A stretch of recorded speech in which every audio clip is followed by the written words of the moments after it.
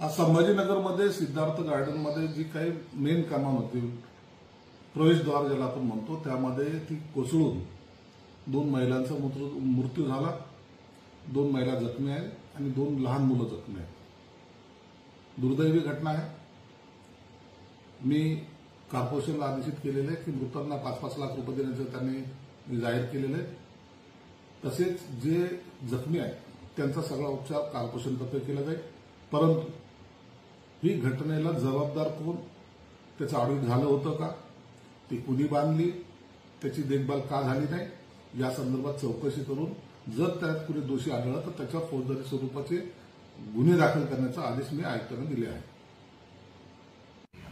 आज संध्याकाळी 6 ते 6:30 वाजता या दरम्यान छत्रपती संभाजीनगर शहरामध्ये खूप मोठा वारा या ठिकाणी सुटलं होतं आणि या वाऱ्यामध्ये छत्रपती संभाजीनगर शहरामध्ये 2 घटना घडली. एक भगतसिंग नगर येथे एक झाड कोसळून एक महिलेचा खूप गंभीर स्वरूपाची त्या ठिकाणी हॉस्पिटलमध्ये उपचार घेते आणि सिद्धार्थ गार्डन येथे आमच्या जे प्रवेशद्वारामध्ये ते वरचा भाग कोसळून त्या ठिकाणी 2 लोकांची मृत्यू झाली आणि 2 लोक त्या ठिकाणी जखमी आहेत.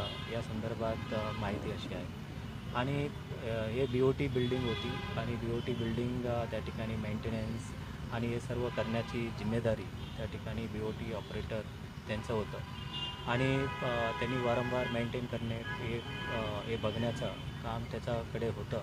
परंतु दुर्दैवाने त्यांनी काम नाही केल्यामुळे आज 2 लोकांचा मृत्यू गमावा लागला आणि त्यामुळे आम्ही त्यांच्या परिवाराबद्दल आम्ही दिलगिरी व्यक्त करतो. परंतु या सर्व जबाबदारी जे आहेत ते कंत्राटदार त्यांच्या विरुद्ध आम्ही गुन्हा दाखल करण्यात येणार आहेत. आमच्या संबंधित अधिकाऱ्यांना सूचना करण्यात आलेल्या आहेत. अजून कुठे कुठे जे लूज स्ट्रक्चर्स आहे ते पडू शकतात खूप मोठा वाऱ्याने, कारण रेग्युलर मेंटेनन्सचे बिल्डिंगचे जे काम आहे ते कंत्राटदारांच्याकडे होतं आणि काही अपूर्ण पण काम होते त्यांनी करणे अपेक्षित होतं. परंतु काम नाही केल्यामुळे घटना घडल्याचा आम्हाला प्रथमदर्शनी निदर्शनात येतं आणि त्याचं सखोल इंटरनल ऑडिट एन्क्वायरीसुद्धा आम्ही करू आणि या संदर्भात एक विशेष समिती नेमून अजून कुठे असे बिल्डिंग्स आहेत, सर्व BOTs सर्व बिल्डिंग्स असेल, इतर बिल्डिंग्स या सर्व संदर्भात माहिती घेण्यात येणार आणि 2 लोकांचे मृत्यू झालं. माननीय पालकमंचा केल्यानंतर 2